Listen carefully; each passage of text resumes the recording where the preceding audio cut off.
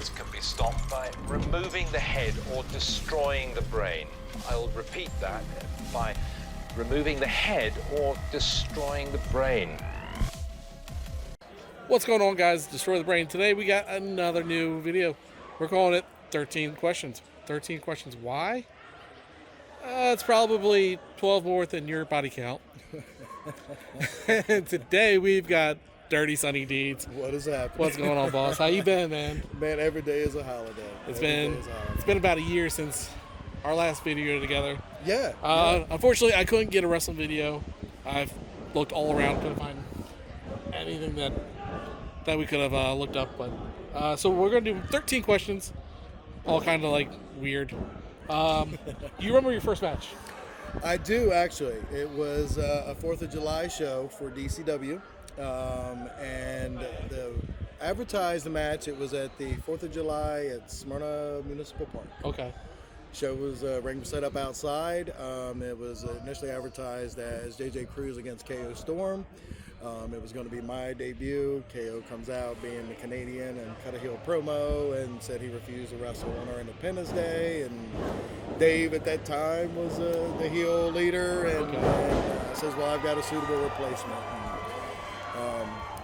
Like I said, it was at the Smyrna Park, and first match, jitters, everything kind of takes over. I had a whole entrance I was going to do when I broke curtain and everything. Forgot it all. Well, as soon as I broke curtain and saw all the people standing there, that shit went right out the window, and I kind of walked out like a zombie. But That's awesome. yeah, I can still remember that moment there. What was your favorite match as a fan growing up?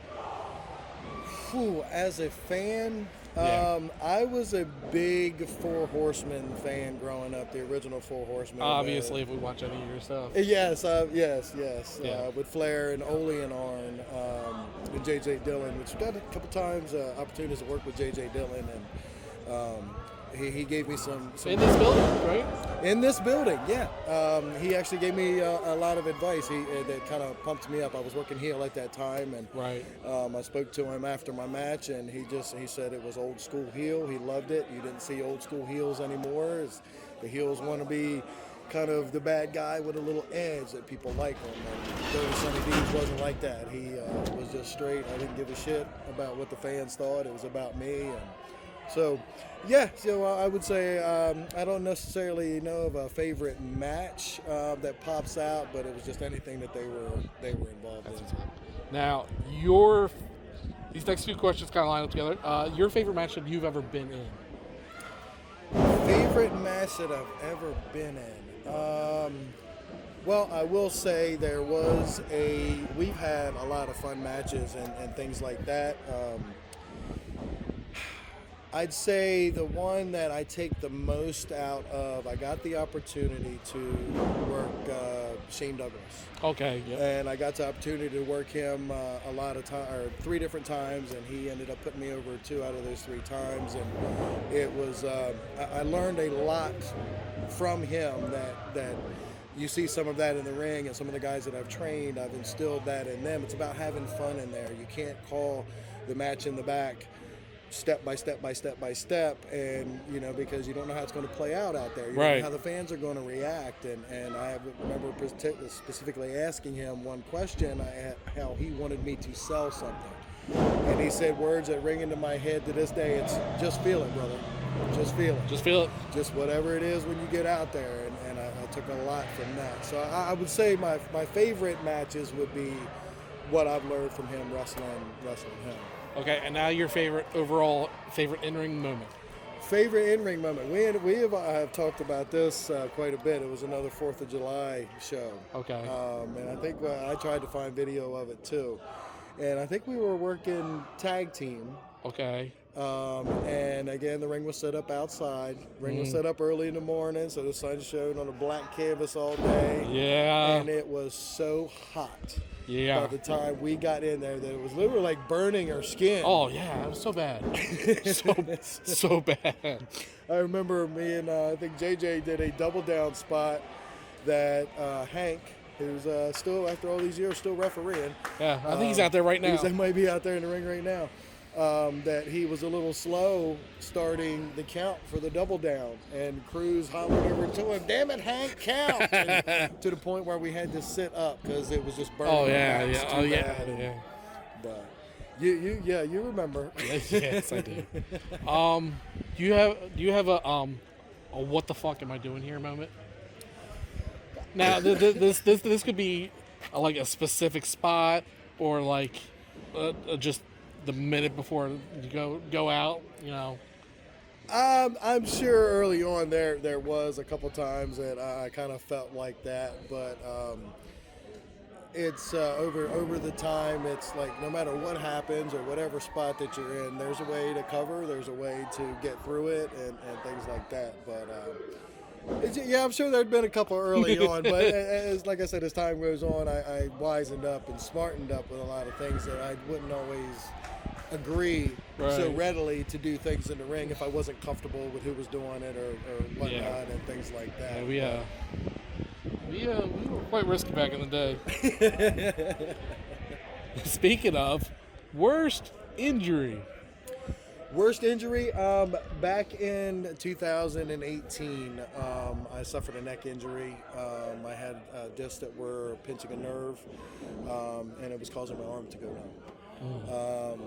We didn't have to go through surgery. They didn't think it was something that was going to need surgery, but it was enough for me to realize how serious what we're doing out there in the ring is. You know what I mean? I mean, it pisses me off when people want to use the F word and call it fake, and we tear our bodies up out there doing this stuff. I'm feeling it right now, and I ain't been in the ring in 10 years. You know it, and it's it actually, I kind of unofficially retired back in 2018 because of that. But over the course of time, we were able to through different therapies and massage techniques and things like that, we were able to get everything freed up, and the pain went away, the numbness and everything went away, and I hit the gym real hard, and we're back I mean, at it, still you're doing it in better shape now than you were 12 years 12 ago. years ago. Where's the furthest you've gone? I guess when I was coming up with this, it was probably more geological as opposed to up the ladder, I guess. Right. So like, yeah. So what's the furthest you've really traveled to? I'd say the furthest that I've traveled was I did a couple shows up very close to the New York border. Okay. Done several shows in the actual state of New Jersey itself, Pennsylvania, Delaware, Maryland, Virginia. So this, I'd say basically the Mid-Atlantic region. Okay. Was my travel area. Cool. Right, we are going through. Well, switch over here. This darkness. This damn arm is getting tired. The arm's getting tired. Give me your elevator pitch of like your favorite behind the scenes story. Oh God. This could be like putting the match together, or a road story, or. Gosh, man, there's so many road stories. I mean, there's that night in Philly, but we're not going to go there. You don't want to go there? No, let's not go there. That was the one that you're referring to, the strip club night. Is that what you're talking about? Oh, yeah. Yeah, that's that one was up there. I will say I did wake up the next morning face down in a bed in a bedroom. I had no idea where I was. And when I walked out, the first person I saw was Mark asleep on the couch. So I'm like, okay, well, we're all here, basically. There's at least one of us. Still, yes, at least one of us. I still don't know where the hell I'm at. But yeah, that's a favorite. That's a favorite. Oh, man. Oh, shit. How about your dream opponent? My dream opponent? Dude, I'd have to go back in the day. I mean, a lot of my style and everything, we already talked about it. I did watch a lot of Arn Anderson and things like that. Would like to have gotten an opportunity to just go in and just, you know what I mean, see what true old school was Work like that style. Yeah. And I tell you, to be honest with you, my story may be a little different because I never started training until I was in my 30s. So That's amazing. there was no anywhere around really that I knew of, other than going up to like Monster Factory or somewhere like that, and ended up going to a DCW show with some guys that I worked with one time, and absolutely loved it. And we always said that you were the old school guy that had no bump guard. Right. So like, you had that look, but you were fresh. Yeah. You had that grizzled veteran look, and you were available to do anything. No fear back in those no days. fear. No fear back in those days. A little wiser today. Yeah. Have you ever done any extra or enhancement work? I have not. Like I said, when I started training, I initially started training to be a referee. Never, and Mark talked me into going ahead and proceeding with wrestling, and I think it was a good choice. yeah, and here we are now. So I never really had an opportunity to set goals for myself in wrestling. I just took everything as a bonus. You know what I mean? I didn't intend for it, so everything I got, I welcomed with open arms, and just enjoyed every minute of it. Nothing. The only thing I would change is if I could have started sooner. If I could have started sooner. This goes into future goals. Future goals, we're on a comeback run right now with DCW. I've got the Stairway to Glory contract, so there's going to be an upcoming championship match sometime here in the future. Which always guarantees a Sonny Deeds win. Well, I won't say guarantee, cards subject to change. But put your money on Deeds. Yeah. Put your money on Dirty. That, and as far as wrestling goes, I don't know how long I'm going to, continue to do it. My body will tell me. I'm wrestling smarter out there. I'm not bumping a lot. I'm not, taking unnecessary risks and things like that. I mean, I guess you could say stepping in the ring in the beginning is an unnecessary risk to some people. Yeah, exactly. But no, I'll just continue to do that. I'm finally starting to get healthy. I did sustain a knee injury that I'm coming back from now. Right. So now that things are starting to settle down, I'm a little bit healthy. I can get back into filming some YouTube and things like that. Right. So it's day by day, man. It's day by day. And that kind of leads into any regrets. No regrets whatsoever. Maybe that spine buster that one day in training. The one that knocked me out? No, but I tell you what, that was a learning experience. That was. Because I learned to tuck my chin from that day on. That was. But yeah, no regrets. No regrets. Like I said, the only thing I wish I could have started sooner, but I've just enjoyed every moment. Yeah.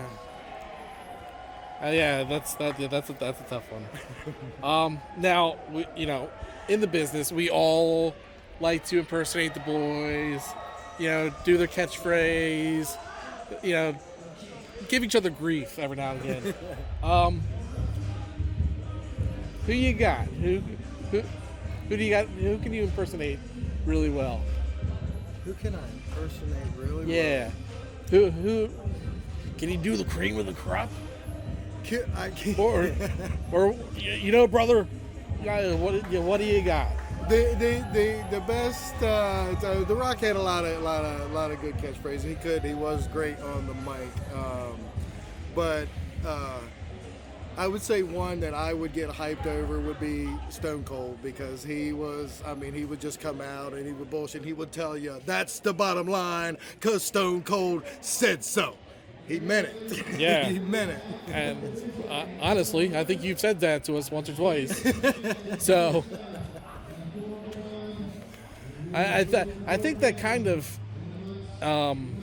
inspired the now that's dirty, the grit in the attitude. Yeah, absolutely. So, absolutely. So that's the 13 questions. I want to thank you for your time. Hey, man, not a problem. It's always a pleasure. I need to get back down here more often and bullshit with Sonny some more, because this is a blast. Just reminisce. Man, we need to do can we do like a bi-yearly podcast? We could do something, but you need to pull the boots out at least just one final. Oh God. One final. You can bust out the cowboy hat and all that. You know what? It's on my dresser. There you go. So, we're gonna have to get back to that one. But I want to, like I said, thank you, Sonny. Yes. I'm going to plug his YouTube channel, link below. Anything else? No, I think that's it. We're good. All I right. think I got another spot coming up, so I gotta get back. Oh in. shit! Oh yeah! All right. Thanks, guys. Gotta go.